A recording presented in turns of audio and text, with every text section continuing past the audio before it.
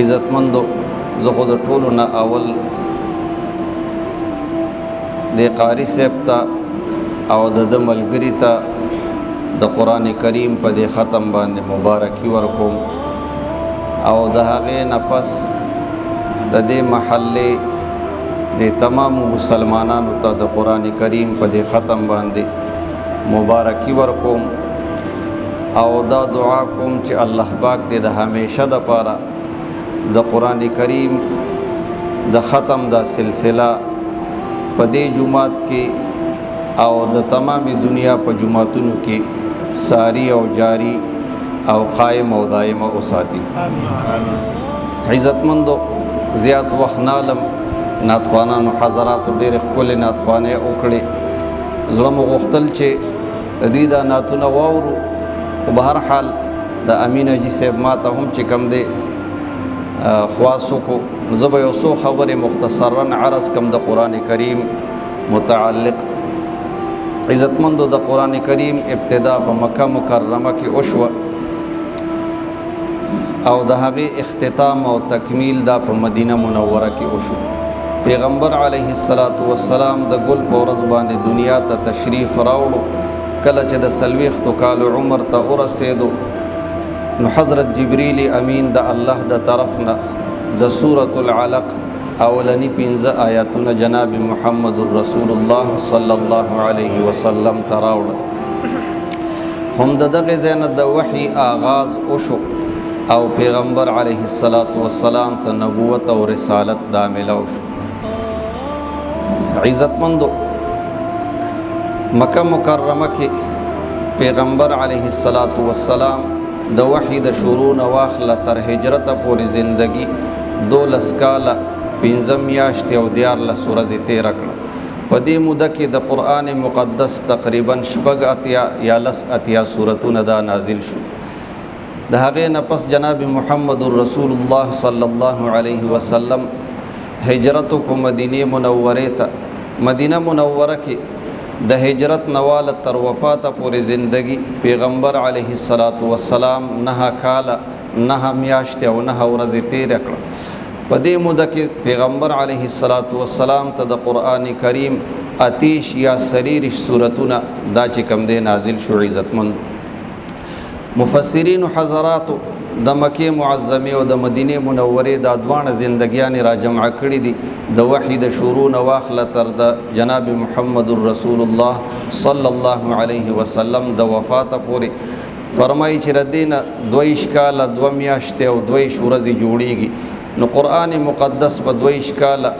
2 میاشتې او 2 ورځې کې دا نازل شو د دې وجنه مفسرین حضرات فرمایي چې قرآن کریم دا تقریبا په 23 کاله کې نازل شوی دی عزتمندو په دې موده کې پیغمبر علیه السلام ته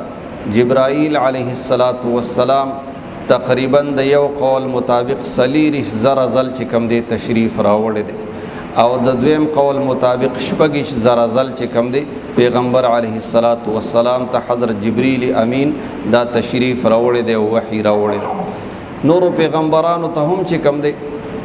جبریل امین وحی راوړی و خو چاته یو ځل چاته 2 ځله چاته 3 ځله چاته 10 ځله او چاته 20 ځله او چاته 50 ځله د 50 ځلو نه سیوا چې کوم دی بل پیغمبر ته جبریل امین چې کوم دی دا تشریف نه دی راوړی وحی نه دی راوړی دا زموږ د جناب محمد رسول الله صلی الله علیه وسلم خصوصیت او عزتمند دا قرآن مقدس د الله د طرف نه د جبریل امین په ذریعه سره جناب محمد رسول الله صلی الله علیه وسلم تنازل شوی دی او څنګه چې پیغمبر علیه السلام تنازل شوی دی هم په هغه طریقه باندې الحمدلله نن هم زمونږ استاد په جمعاتونو زمونږ استاد په کورونو زمونږ استاد په مدرسو کې پروت دی عزتمند قرآن کریم کې یوصل سوارلس یا یوصل دیارلس سورتونه دي بعضی حضرات فرمایي چې سورت انفال او سورت توبه دا جدا جدا سورتونه حسابینو د هغه علماء کرام په نسبت قرآن کریم کې یوصل دیارلس سورتونه دي کم علماء کرام چې سورت انفال او سورت توبه دا یو جدا جدا سورتونه حسابینو د هغه په نسبت یوصل سوارلس سورتونه دي په دې یوصل سوارلس سورتونو کې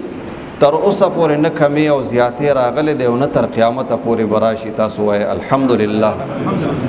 عزتمند قرآن کریم کې 6,600 آیاتونه دي د حضرت عائشه صدیقه رضی الله تعالی عنها د قول مطابق. په هغه کې تر اوسه پورې نه کمی زیاتې راغلي دی او نه تر قیامت پورې براشي. تاسو وایي الحمدلله. عزتمند قرآن مقدس کې 558 رکوګانې دي، په هغې کې تر اوسه پورې نه کمی او زیاتې راغلي دی او نه تر قیامته پورې براشي. تاسو وایه الحمدلله. عزتمند قرآن مقدس کې 74582 کلمات دي، په هغې کې تر اوسه پورې نه کمی او زیاتې راغلي دی او نه تر قیامته پورې براشي. تاسو وایه الحمدلله. دا د حضرت مجاهد رحمت الله علیه د قول مطابق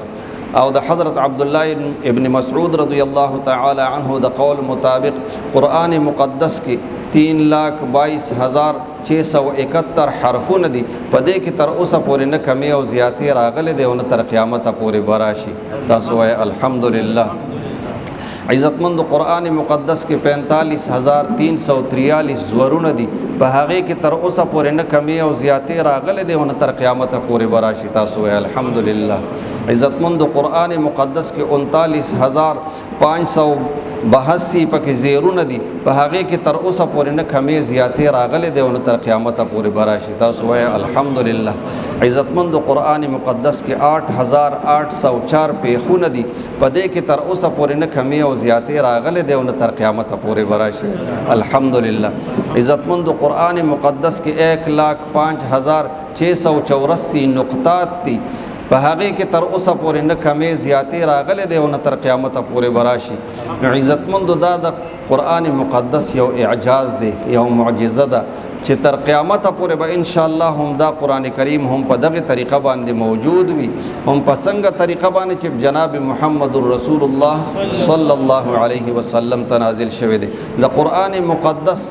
د معنا او د تفسیر او د مطالبو هغه حفاظت الله تعالی چې کوم دی د علماء کرامو په ذریعې سره کوي، د حدود حفاظت الله تعالی د علماء کرامو په ذریعې سره کوي، د قرآن کریم د حروف او د الفاظو حفاظت الله تعالی د داسې قاریانو حافظانو په ذریعې سره کوي. تاسو الحمدلله. دا زموږ او ستاسو د پاره ډېره د خوشحالۍ او د خوش قسمتۍ خبره ده چې نن الحمدلله د بابړې